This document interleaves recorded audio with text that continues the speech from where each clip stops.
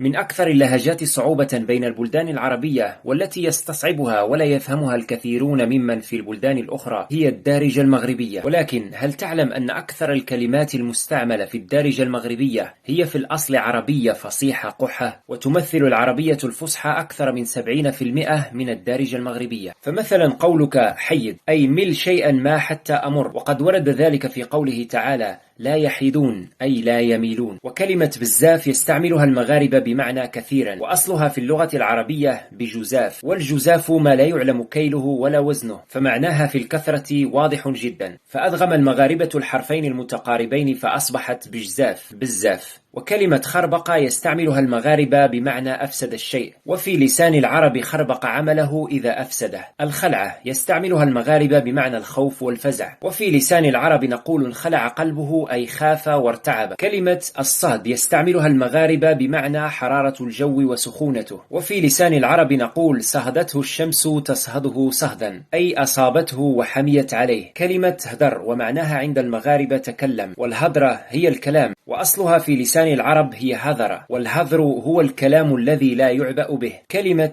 الدراري يستعملها المغاربة بمعنى الشباب أو الأطفال أو الذرية، وفي لسان العرب الذراري هي جمع ذرية. وكلمة الطنز يستعملها المغاربة بمعنى الاستهزاء، فيقال كالطنز علي أي أنك تهزأ بي. وفي لسان العرب طنز يطنز طنزا أي كلمه باستهزاء. وفي نوادر العرب هؤلاء قوم مدنقة دناق مطنزة إذا كانوا لا خير فيهم وأنفسهم هينة عليهم. ثم كلمة الخامج وتستعمل في وصف الأطعمة والأشخاص، فالخامج هو الفاسد من كل شيء. وخمج في لسان العرب بمعنى إنتان اللحم وفساد التمر والأطعمة وفساد الدين والخلق وسوء الثناء، ورجل مخمج الأخلاق فاسدها. خنزرفية يستعملها المغاربة بمعنى نظر إلي نظرة لا تسرني، وجاء في تاج العروس خنزر بمعنى نظر بمؤخر عينه. ثم كلمة كربعة يستعملها المغاربة بمعنى أوقع، وفي لسان العرب كربعه أي صرعه فوقع على ظهره. قفقفة يستعملها المغاربة بمعنى ارتعد، والقفقفة هي الرعدة من البرد أو الحمى أو غضب أو نحوه.